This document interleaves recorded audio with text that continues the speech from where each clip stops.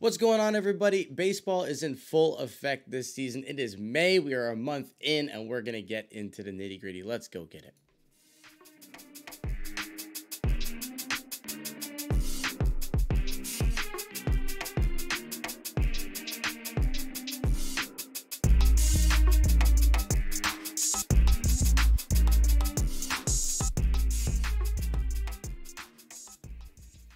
What is going on, spectators? Welcome back to another episode. It is episode 134, and it is May 2nd. My name is Julian. I am here with Brooklyn, and I am here with a special guest for today's episode, Jordan Bonadona. How are you doing today, everybody? I'm so good. Thanks for having me on. Absolutely. And Brick, how are you? I'm doing great, man. Yankees are steamrolling. I'm loving every single bit of it. NBA playoffs are going on. I'm loving that, but we got some fun stuff in store for you today. Yes, and you mentioned the NBA playoffs. Some good games starting in the second round. We're going to get more into that either later this week or we might just hop into it next week. We haven't fully decided, but be on the lookout for an NBA episode. We're going to catch you guys up on everything regarding that. But since we do have Jordan here today, we know she is a big baseball person. And, you know, as you guys know, so are we. All of us are Yankees fans, keep in mind. Yes. And we are in the middle of a 9-game win streak. You're going to be hearing a lot of that. So if you don't like the Yankees, you're going to have to suffer through this episode. I do apologize. I don't at all. But yeah, Yankees are in a 9-game win streak. They are just incredibly hot. Alongside the crosstown rivals with the Mets, it's like the first time in the longest since like the early 2000s that both teams have just been successful at the same time. And just thoughts on the early season. First month in, thoughts? Yeah, no, I mean, regarding the Yankees, like, it feels like a different team compared to the last couple years, which is funny because it's like a lot of the same guys. It's a lot of turnover. We didn't make that many moves in the offseason, but it's just like the mentality and the way that they are going into games feels so different, which was like my biggest complaint the past couple of seasons. But it's been a fun start to see. Yeah, like the Mets off to a hot start. Like teams are surprising us. Like the Rockies were off to a hot start for a minute. Like it's just been, I mean, it's baseball. You don't know what to expect, and it's been that. Watching the ESPN broadcast with Michael K and A-Rod. Shout out to ESPN for doing that. K-Rod, awesome. Gives my Yankee fandom just pulling the strings on that. But they mentioned the Yankees, the Mets, the Angels, and the Dodgers. This is the first time in Major League history that they've all led their respective divisions at any given point. Wow. And that's really sick. Yeah. No, the Angels have been a fun surprise for sure. I mean, not a surprise. We know that they have good players, but it's fun to see them actually put it together, you know? That's been the biggest thing. When are they finally going to be able to put it together? Well, them actually get some pitching, right? And they went out and tried to get pitching. They still need help. Like, their 5-star is like a revolving door that's not very good. But to have them, at least at this point, in a division with the Astros, who have played pretty decent ball, they haven't been terrible. And the Mariners have been pretty good, too, outside of this this road stretch they're on that they played the Rays. You know, Angels being in first, we've said it a million times, get Shohei, get Mike Trout in the playoffs, because Mike Trout is still playing like the best player in the world. Who would have thought? Oh, no, who would have thought? Yeah, that's a really cool thing, though. The Angels really are the reason that hasn't happened, huh? We've been waiting on them. Exactly. We've been waiting. We've been waiting for sure. I've been begging. Like, I'm not even an Angels fan, and I've been begging for them to be good. Yeah, I mean, if you're a baseball fan, if you're a baseball fan in general, you want to see Shohei and Trout in the playoffs. I mean, it's been a decade, and we haven't seen the best player in there, you know? It's insane. Like, not even a glimpse of it. Not even a wild. Not even a wild card. Not even like a game, like extra one. So like, I think he has like a few at bats in the playoffs, and that's like it. But yeah, way back when. You know, it's early to be talking about that, but it's going to be a tough division too. But just the fact that they're like starting hot, if they can keep it up, there's a chance. I hope they keep it up. The Astros still scare me. I think they haven't hit their stride yet. So yeah, and Verlander has looked really good and really not good. So like we'll figure out where he is on the comeback tour for him. But you know he's a different breed, so I expect him to kind of figure it out.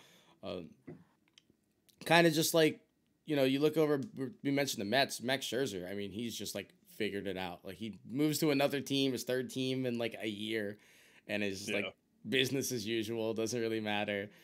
He's just gonna eat innings like he does, strike everybody out.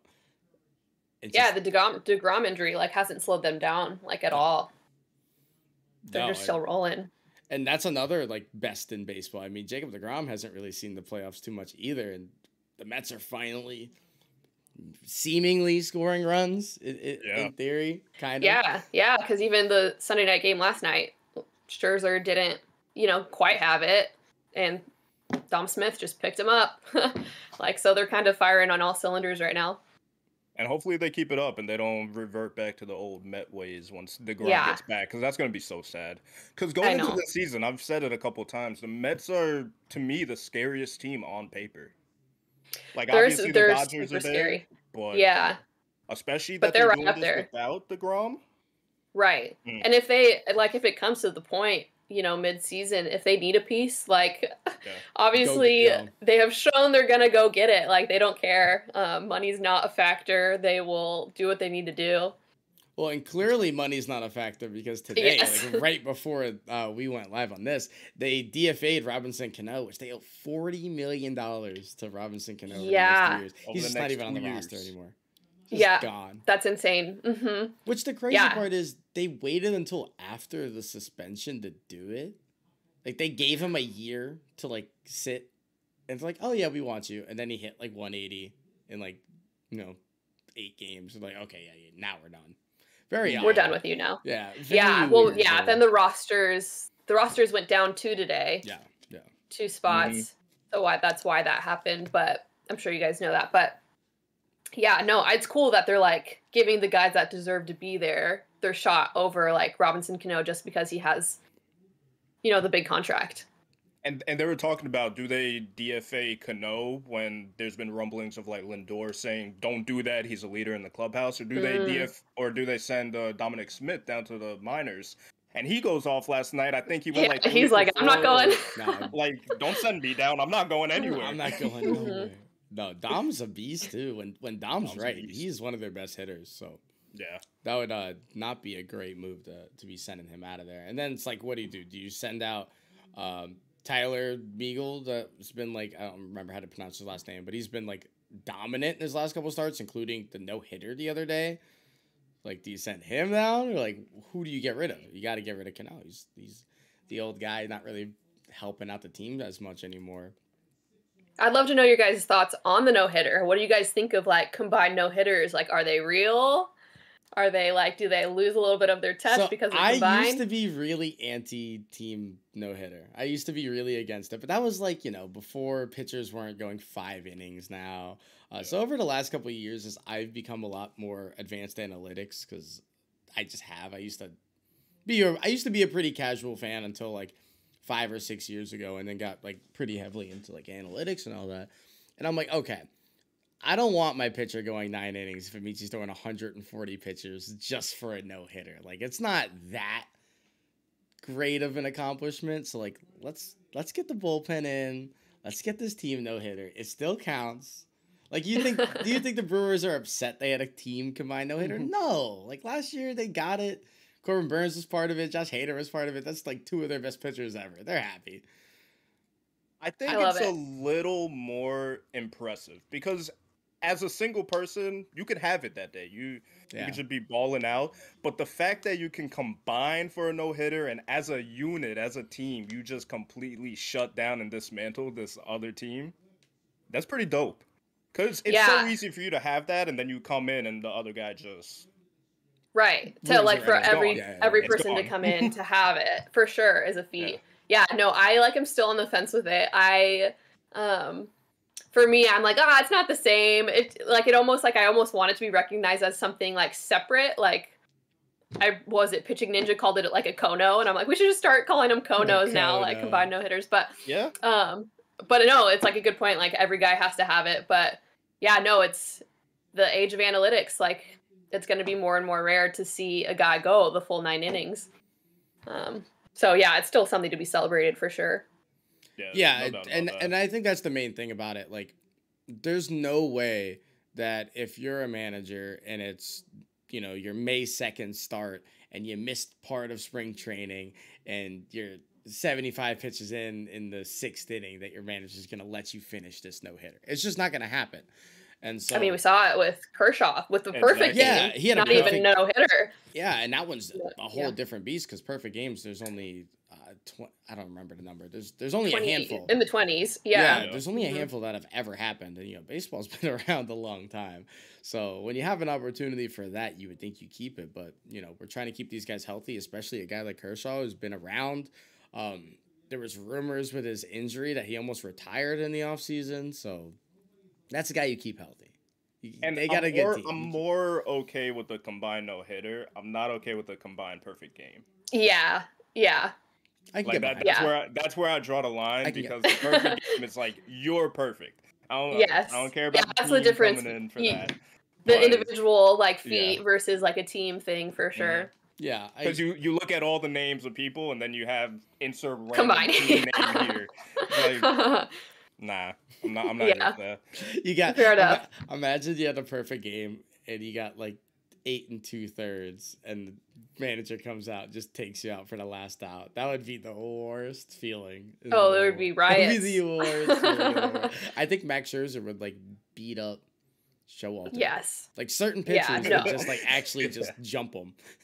Yeah. No, there's no way if it was if he wants in the game, there's no way you're pulling that guy.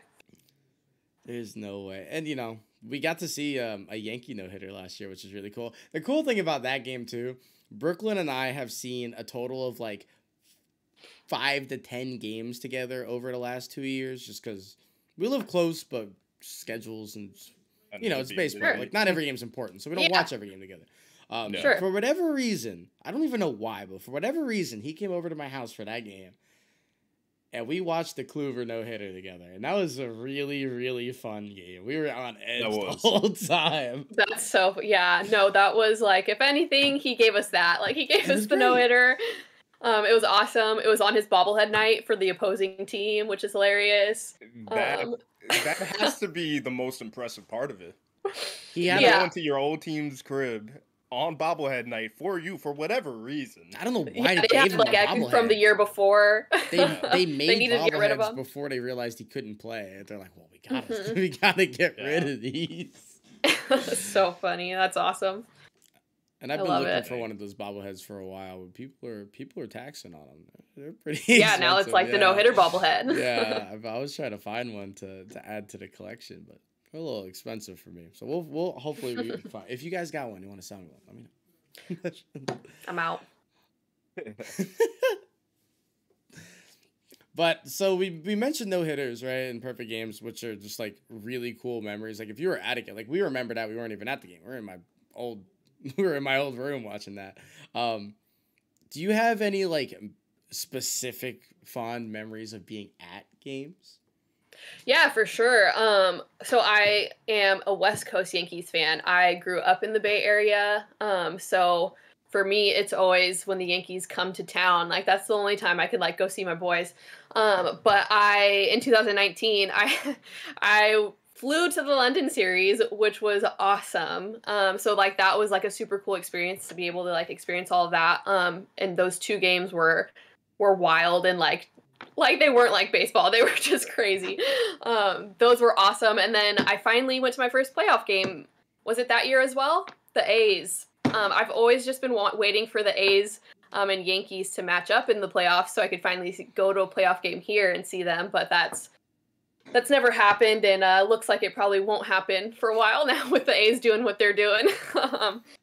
But yeah, so I'm still waiting to get to that Yankees playoff game. But yeah, I've never been to a no-hitter. That's awesome. But yeah, the London series was probably one of the coolest experiences baseball-wise I've been able to do.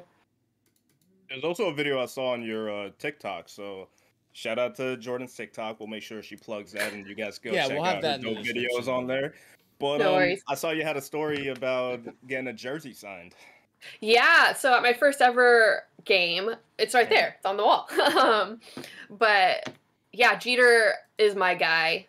as he is, I'm sure yours. But he was always the best. In Oakland, it's super accessible to go to batting practice and just like walk down to the dugout, and like players are always the away team bats last. So they're always out there taking their swings, and afterwards, Jeter was always the best about getting autographs. So as a little girl, like just screaming my head off at him, you know, and he came over and he signed a jersey. I went to Fenway to go see the Yankees play there as well, and it was actually a week after seeing them in Oakland, where he signed a different baseball for me there, and he like recognized me from the week before, like, and he's like, "Oh, you're at Fenway now," and he like gave me his bat, which is also up there. Wow. Yeah, he was the man when it comes to just taking time for the fans. He was awesome, but those are just, special memories. If you're ever, for any baseball fans that are on the West Coast, if you're ever in the Bay Area and if your team is like the away team, like I highly recommend going early to batting practice, getting down there, getting some autos, because they're always super great about it. That's awesome.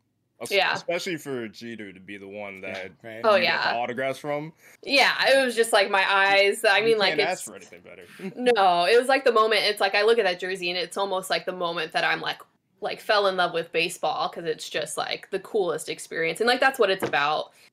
Yeah, I was gonna ask, is that what solidified it? Oh yeah, that was like that's like I was hook, line, sinker. I was done.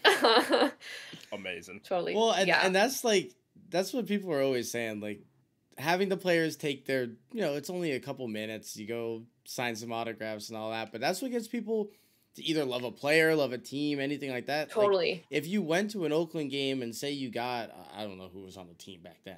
Oh my God, I have no idea. But if you got a Coco Crisp signature from back then, you would have been Chavez. like, you would have been like, wait, Coco Crisp is pretty cool. Eric Chavez is pretty cool. And you follow them the rest of their career. Absolutely. Despite being a Yankee guy. It's the little moments, and that's what makes baseball so special, because it's just a bunch of isolated moments that kind of happen that can make really impactful things for people's lives. So shout out to the players. And like with COVID too, like we were missing so much of that, so it's really cool that we're back in it, back in the swing of things, back into all that. Yeah, that was a crazy time. And me and Ju went to spring training game right before the season got canceled, and it was for Garrett Cole's spring debut. All that, the energy was crazy, and then it was packed. It was literally a sold out. That's insane. Game, because it was his first ever time pitching for the Yankees. Wow. There was a funny part too, because that was right after the scandal with the Astros. Astro fan walks by right in front of us. We literally booed him from behind home plate in the stands, because we were like sitting right there, all the way maybe to the outfield of the first baseline. It was a good 6 section. Incredible. All the sections just picked up. There's like a chain. And then quick segue with the Astros. You're going to an Astro game next week. Yeah, I'm trying to go next week. My sister lives in Texas. My little niece's birthday is next week, so I will be out there. And I'm like, well, if I'm out there, I need to go to an Astros game. Absolutely. Yeah, so definitely trying to make that happen. I will be incognito, though. I will be wearing absolutely nothing Yankees. They will not know I'm a Yankees fan, but it's going to be fun. Yeah. Do you know who they're playing? Yeah. I'm probably going to go to the Tigers series. So nothing super crazy, but maybe it'll be cheaper tickets. Who knows? It definitely will. It definitely will. So no, I'm just excited. I'm trying to check off every stadium. That's like my goal. That's my bucket list. So what stadiums have you been to so far? Yeah. So A's, Giants, Angels, Red Sox, Yankees, Mets, Orioles, and Mariners. Okay, good little chunk. Still we're getting there. We're getting there. Got a ways to go. Yeah, no Dodgers yet though. So I'm close. Yeah, that'll be this year for sure. I'll check off Dodgers and Padres this year as well. Okay, yeah. Which one's your favorite so far? Well, being a West Coast Yankees fan, going to Yankee Stadium, it's just like, oh, I'm finally with my people, because like I never am around other Yankees fans, so that is like super cool. But I mean, I honestly loved Citi Field like a lot, like way more than I thought I would. And then Fenway is such a cool atmosphere in itself too, because I mean, just the history, and it's so unique and all of that. Yeah, I've been on the record saying I like Citi Field more than I like the new Yankee Stadium. I've been on the record saying it's real. They did a great job. It's really nice. Cool. It's really cool. And I went in I didn't have I knew it'd be cool, but going in with low expectations or just no expectations, I guess. I was pretty blown away by Citi Field. Yeah. No, it's really nice. And you definitely need to go to a Padres game because I love San Diego is like my favorite city. Oh my God. I love it there so much. Yeah. Their stadium's fun too. Especially now that they have like the fans came out of the woodwork. So like they're like, yeah, now they have a squad. So like, yeah, I feel like the atmosphere would be super fun to be at as well. Yeah, with some good play. Yeah, they have a squad. I mean, Manny Machado's playing his butt off right now. Whenever Tatis is healthy, he's as good as it gets. If you're there for like a Musgrove start or Yu Darvish, I mean, they have a great I want to see my boy Manaea there. Yeah, Sean Manaea. Oh man, that's a buddy of our friend of the pod, Connor. If you're listening, shout out Connor. A big A's guy. He's like kind of giving up on the A's a little bit, as you would expect from here. Yeah. So he's kind of watching a little bit more Giants baseball right now, which is fair. I don't blame him. he one thing we always give him a lot of flack for is the A's are just constantly trading away guys. And so it just has to be, and I assume you follow the A's to a decent extent. I do, yeah. It has to feel weird just seeing like every team just have like remnants of the A's and like former squads and all that. Yeah. No, just being here and like, I mean, I go to A's games all the time, so they're kind of like my second team. I do I love the city of Oakland and I want good things for Oakland, so like I do root for the A's. It's been like sad, like it's gotten to the point. I mean, even with like the attendance, everyone's talking about the attendance issues with the A's this year. You know, only pulling like 3,000, 4,000 fans a game, and it's just like, it's not because the fans aren't there. It's just they're so heartbroken and like so tired of like seeing, you know, their owner just trade away their guys like year after year after year. And like they're such loyal and dedicated fans. It's just such a slap in the face. So it's like really heartbreaking and like I feel for them. And like I want good things. I want them to stay in Oakland, but it just feels more and more like he's trying to get out of Dodge. So I don't blame the Oakland fans at all. Yeah. No. It's almost just like they're like boycotting, you know, like they're sick of it. And like you know, you can't blame them. Not at all. Yeah. No, and it's crazy because like there's 25 other organizations that wish they could have guys like Josh Donaldson, Marcus Semien, Matt Chapman. I mean, there's just a list of guys that come through their organization that they just either give away for nothing or let walk or trade. Yeah, the Marcus Semien. Yeah, that one like was heartbreaking too. So he's like from here. He's from the Bay, so he's like a grown guy. He wanted to stay, and we're like they didn't even give him the qualifying offer. It was just like he would have taken less to stay, and they didn't even try. And it's like, yeah, they just nope. You're like it's really heartbreaking. It's really heartbreaking. I want sell the team, get a new owner, like start treating your fans better. Yeah, because the fans put so much into a team, too. Like, you give hours, you give money, you give your whole life if you're a diehard fan. And for the team to just, you look at them and they're not doing anything to... Yeah, and I always say it, too. I know the Coliseum is, like, people, you know, it gets poo-pooed on a little bit there, being the stadium it is, but it's like if you go there, the atmosphere, the people you interact with, they're the best. They're like the absolute best. Like it's an experience like that like you won't get it at any other stadium. Like they're amazing. Yeah, I would still probably rather go to the Coliseum than Tropicana Field. Oh, amen. so that's it's all we have, dude. It's what we have. Oh, okay, yeah. So that's like your spot to go to is the Trop, huh? Yeah, because we're out in Tampa, right? Yeah. So thankfully we have the Rays. We have a team. Shout out. Yes. The Yankees spring training is actually closer to us, and the Yankees spring training typically gets more fans than the Rays does, as you'd expect. A lot of Yankees fans are. I believe it. But when the Yankees play the Rays and the Rays play the Red Sox, that's when they sell their tickets. They like bank on being in the AL East. If the Rays were in like the NL East or like any other division, they would have been just kicked out of town just like 2 decades ago. Like actually, I've stood by like the Yankees and Red Sox pay the rent for Tropicana Field for the longest. Yeah, I believe it. Yeah, Yankees fans, it's funny to see they just take over everywhere. Yeah, Red Sox it's fans like too. 70-30 sometimes Yankee fans when you go to a Rays game. It's insane. That's wild. Despite them being as good as they've been, I mean, this is not. Yeah, like, they've been. I mean, they're amazing. Yeah, this isn't They've the been poverty awesome. Rays that we've known like before 2010. Like they've been good for a long time now, and they still just. Yeah. And you know what it is? Mostly they're just too far. Like, if you ever hear people say like they need to move the stadium, it's because we live within 10 minutes of Tampa. Like, we're just on the outskirts of Tampa. We're in the suburbs, right? It takes us minimum an hour to get to that stadium, at most 2 hours. Just because of traffic, we got to go over a big bridge. Right. And it's a pain. Like, it's actually, it's a pain to get there, and it's just, like, not worth it if it's, like, during the work week or... Right. No, yeah, I've been hearing that more and more, too. Like, I think I saw...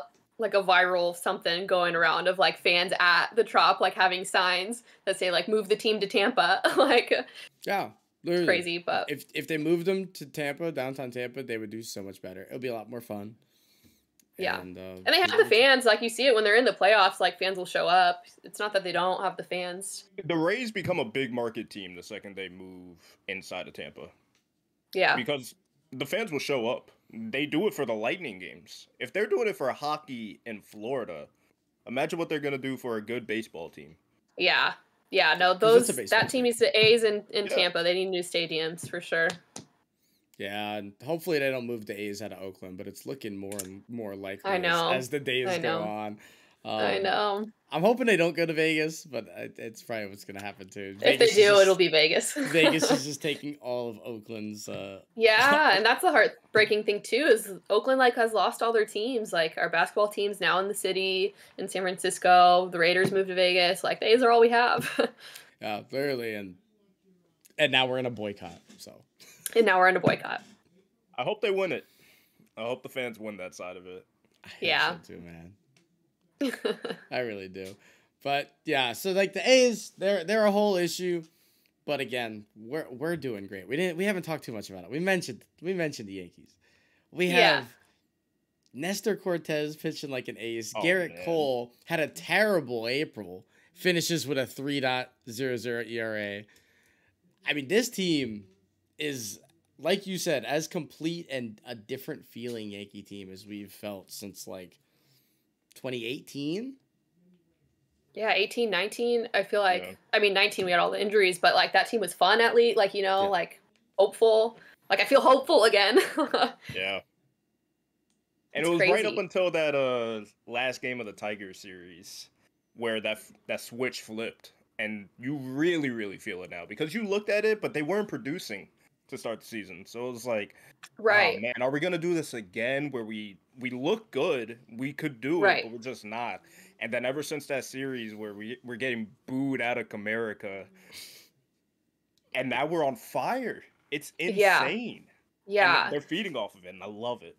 Yeah, no, I've noticed, I mean, the thing that I have noticed, like the mentality of like going into these, like we just swept 3 of the like not greatest teams, right? But like a sweep is a sweep, so we'll take it.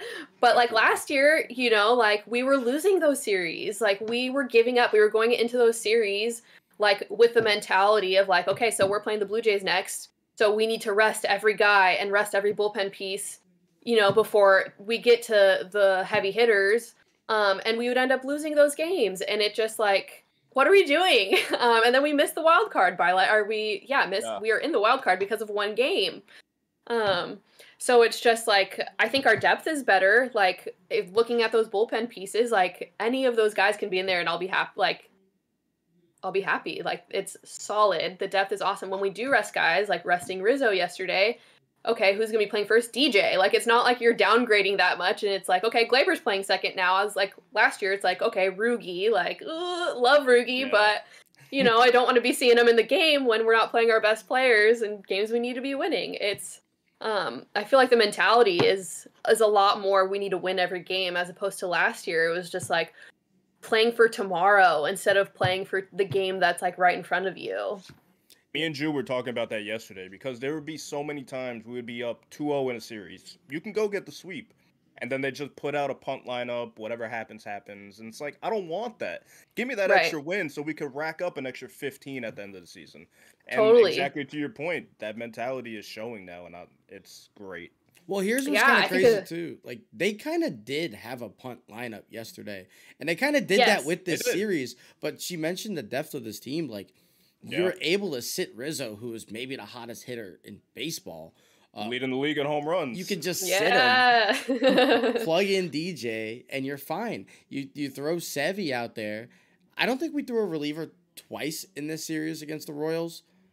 Which is Chapman for the saves. Yeah, but Chapman for the saves, and that was it. And I think that's about as punt of a series and a rest of a series as possible. And yet, it didn't matter because you have Clark Schmidt giving you quality innings. Michael King has been the best reliever in baseball this year. Holy smokes, that guy! He's a weapon. He's an absolute. He is like almost just shut the door. Like, hey, he comes in and it's just like it's over.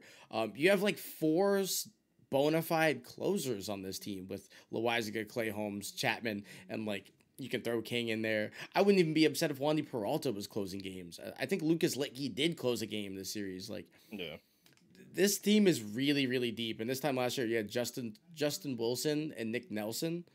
I think the series you're referring to was the Tigers, right?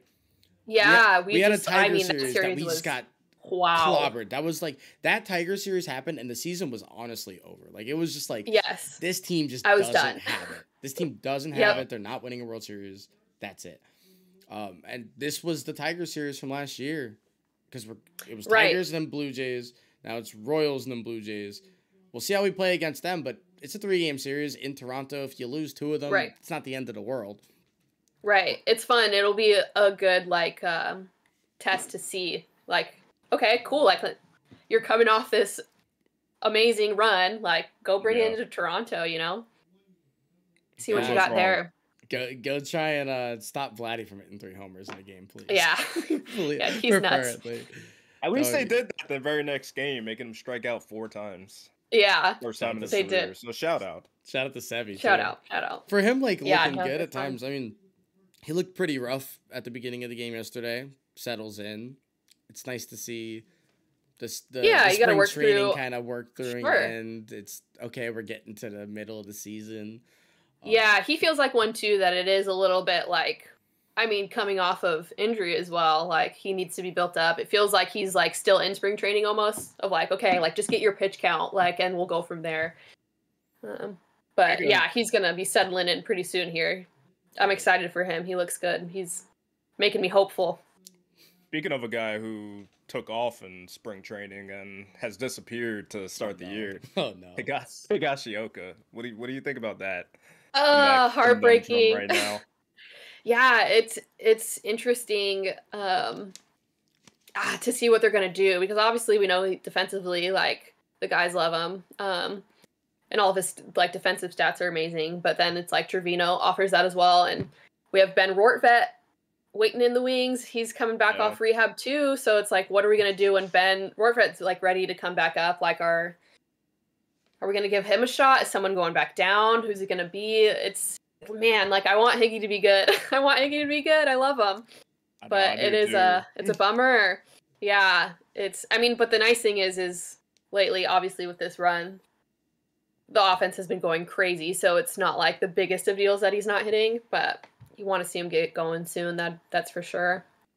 Yeah, and I like you mentioned Ben because he's kind of Higgy from the left side when it comes to hitting, and if Ben could come in and be hot where Higgy's not and just hit a couple homers, play elite defense like all 3 of our catchers do, which switching from Gary to the elite defense catcher has just been the biggest breath of fresh air ever. And to have multiple of them. It's incredible. Yeah. It's so especially nice. with Trevino coming out and producing. I don't really think anybody thought anything of it. We saw we got him and it was all right, cool. Okay, we needed another catcher. And then we look at what he's doing now and it's shout out Cash God. The man does what he does all the time and just proves us wrong. And somehow he's turned into now Cole's personal catcher, it seems maybe that's happening. Which is so just a funny narrative in itself. He always has to be off the beat and have his personal catcher. Garrett Cole's He's the definition of like the quirky white girl. Like he wants to be like a little bit different. He needs his personal catcher. He had two options last year. He's like, I want Higgy. Now he wants Trevino. He'll probably want Ben when he gets here. He's gonna ask IKF to get behind the plate one day. Yes, again. Oh my gosh! I really do want to get like one game of IKF behind the plate. Just it to would have be just one.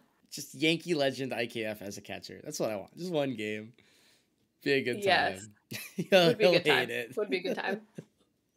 He'll absolutely hate it. IKF behind the plate and Rizzo pitching. I need it. That means we're getting beat by like 15 though. Or we're beating them by 15. That's also fair. Rizzo's striking out Freddie Freeman and then playing better than Freddie Freeman the next season. Mwah. Incredible. Absolutely amazing. Is there any like other team that we haven't talked about that you're watching or like interested in, got an eye on moving forward?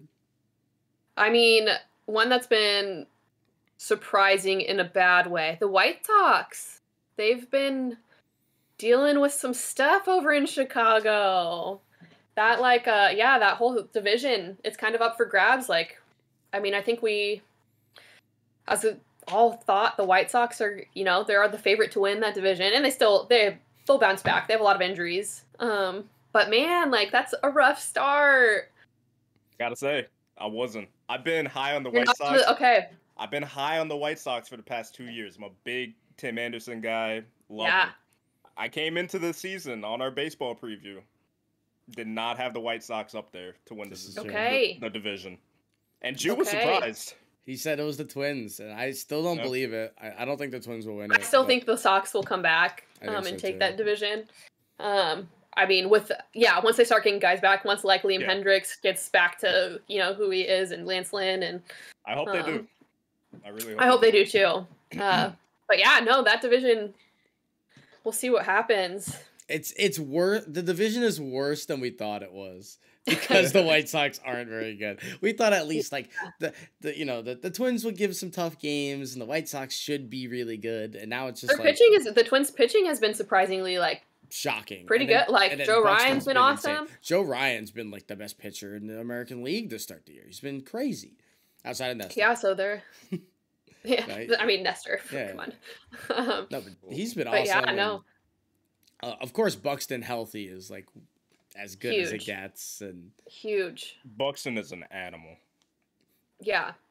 And I saw, I think it was ESPN put out like a end of April, like who would be the All-Star team, and the outfield was Mike Trout, Buxton, and Judge, and I'm like, oh God, just monsters. Just three absolutely just like different specimen of guys. Oh yeah, they're like on a tier above for sure. Oh man, and seeing Buxton like healthy again, hitting for power, being the speed guy that he is, it's just as five tool as it possibly gets. And I hope the Twins keep it up. I would love to see the Twins in the playoffs and get our free win as we tend to do when we play them in the playoffs. Take their lunch money and dip, and I'm down for that. I'm absolutely. I wouldn't be mad about it. Not even a little. That would be dope. Brooklyn, how about you? Anybody surprising you, or you're looking at? The Padres doing as good as they are right now surprised me because I really thought that not having Tatis was gonna derail them a little bit until he came back, but they're moving accordingly. It hasn't really bugged them too much. They're 15-8 right now, and they're sitting pretty. So yeah, I think that's definitely a big surprise for me so far. Is that the second best record in baseball or third? Let's see, 15-8. Well, Milwaukee's 15-8. The Mets is 16-7. Yeah, probably 16-6 for the Yankees. So yeah, they're up there. Yeah, that's a vision.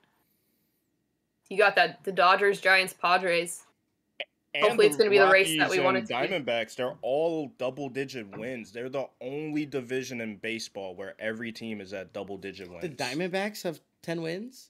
10-13. The Rockies are 13-9. That is insane. Shout out the National League West.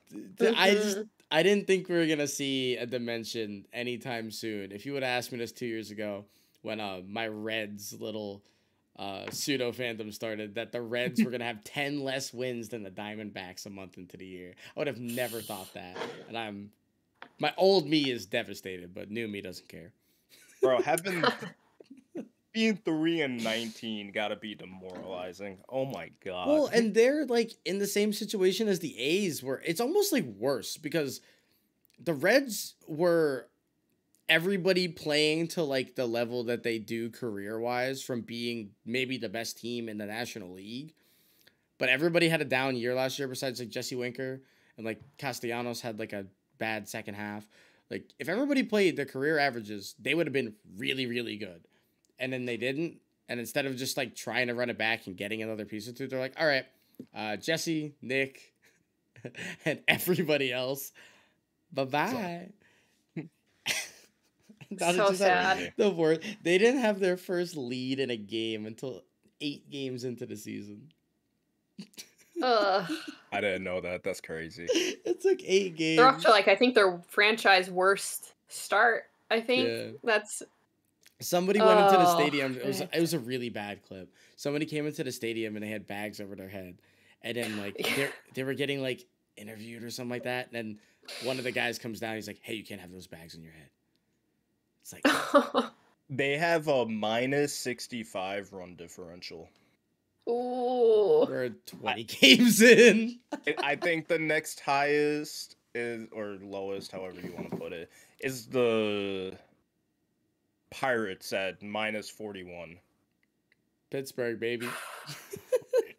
It's brutal. It's brutal. Brutal. Yeah, that's crazy. Yeah, the Reds are down. Lord. They get the rookie of the year, right, and they're like, all right, that's the trophy we wanted. Wrap it up, folks. And I love with us three, we have our Yankee fandom, and then we have our other teams that we just... For sure. Yeah, I mean, it's really fun to like kind of cheer for like a team that doesn't typically get the spotlight that we get.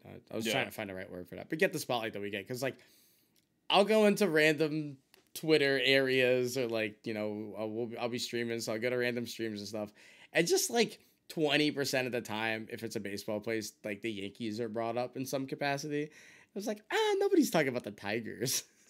Nobody's talking about the Marlins unless like there's some specific Marlins fan in there, and it's nice to like have them in mind. Bring the little brother along.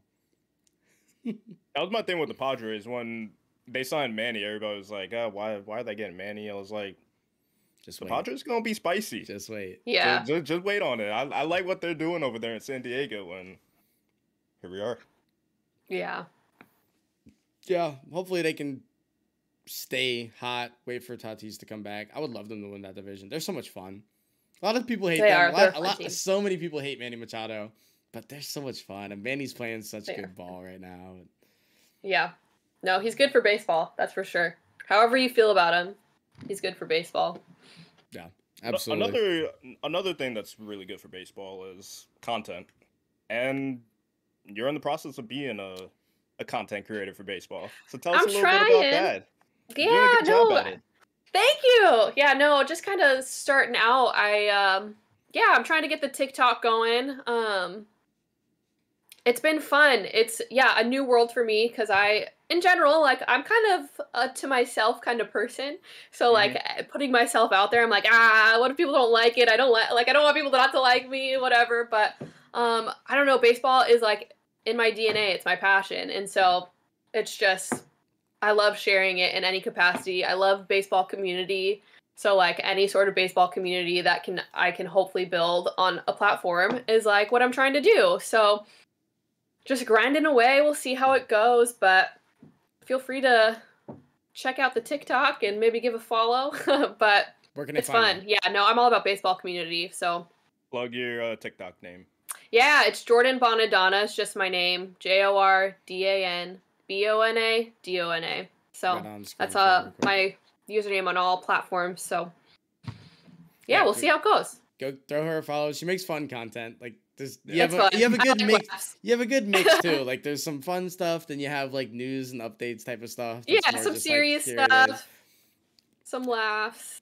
A little bit of everything. And are you having a good time making it? Because, like... It's fun. It's really fun. It's a fun outlet for sure. That's the biggest thing.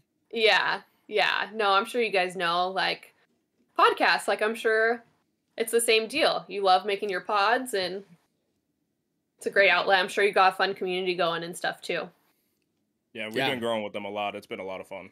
Yeah, absolutely. Yeah, love it. We're what? This is 134, so it's been a little minute. We're doing one a week, so it's not like this is we're knocking out a multiple a week, but it's been really fun. And we know block off your Mondays because we got stuff to do, and it's a good time. So it's good to see you doing baseball content. There's never enough baseball creators, and there need to be more because like it's fun to get younger people involved, and whether it takes TikTok or all the YouTubers out there, shout out to all of them. Get us involved, make fun content, engaging stuff. Yeah. And you definitely do that. So she's a great follow, guys. Go ahead. Oh, thanks, guys. Yeah. Yeah. You got anything else you want to say before we sign up out of here? No, thank you for having me on. It's been a blast just talking a little baseball. So appreciate it. Absolutely. Well, thank you guys for watching. I hope you enjoyed this episode. We'll be back either later this week or next week with an NBA episode. Make sure you follow us at Spectators Media. We did change the @ name. It should be easier to find us now. Spectators Media on all platforms. And make sure you check out Jordan as well. Thank you guys again. And we'll see you next week. Peace.